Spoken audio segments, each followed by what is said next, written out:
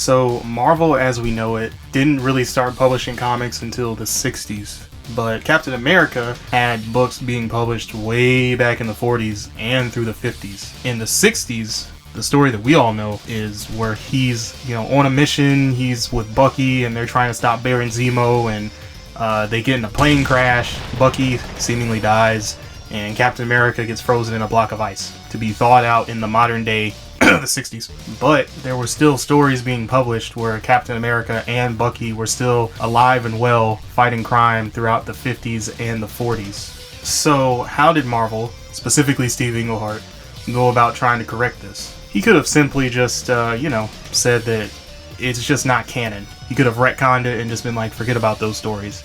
But instead what he did was say, yeah, there's a Captain America right now who was frozen, but there was also a Captain America and a Bucky who were alive and fighting in the 1950s. This is Captain America of the 1950s, and he was nuttier than a pile of squirrel shit. So, he was 11 when Captain America seemingly died in that plane crash that sunk him into the ocean, and he was so distraught to hear the news that Captain America died that he devoted his entire life to studying every single thing about Captain America possible.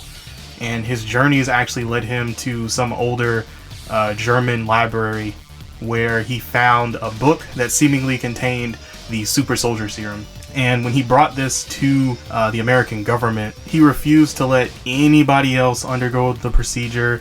He didn't let anybody else use the serum. It was only going to be him. If there was anybody that was going to be Captain America, it was going to be him.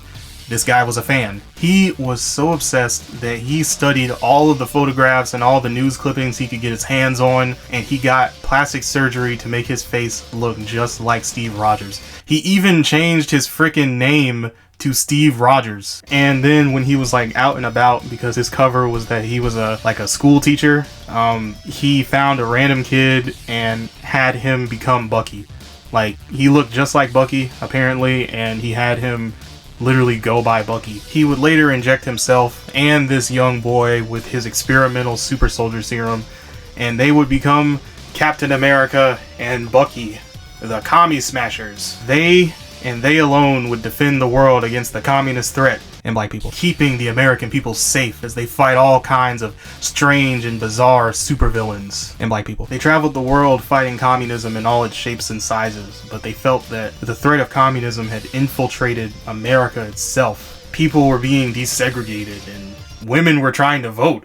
The fuck? And so the powers that be in America, they saw them beating up all these minorities and stuff and were like, good shit, boy. No, stop, Captain America. You can't do that. It's the 1950s and we're all about equality and tolerance, and there is no place for hate in this country. And this version of Captain America and Bucky, they were just they were wilding out. Apparently the serum wasn't the true super soldier serum and it was driving them insane. And so the government, they got a hold of them, put them on ice, and planned on curing them in the future until the 70s rolled around, and a like-minded congressman came up with the idea to just thaw out this version of Captain America. And this version of Captain America came into contact with the real Steve Rogers. And so the 50s Cap and 50s Bucky wound up fighting it out with Captain America, Falcon, and Sharon Carter.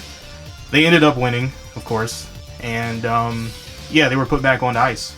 50s Cap would eventually end up dying due to comic book shenanigans, but 50s Bucky, aka Jack Monroe, would have a shot at redemption thanks to J.M. DeMatteis' run on Captain America in the 80s. And that, ladies and gentlemen, is a story for another day. Thanks for watching the video.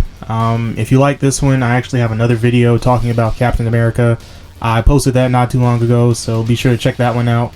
Check out any of my other videos that I have posted. Be sure to check me out on Instagram, TikTok. I'm on both of those, and I post a lot of cool stuff on there, so if you're interested, just check it out. I'd appreciate it. Thanks. Y'all have a good one.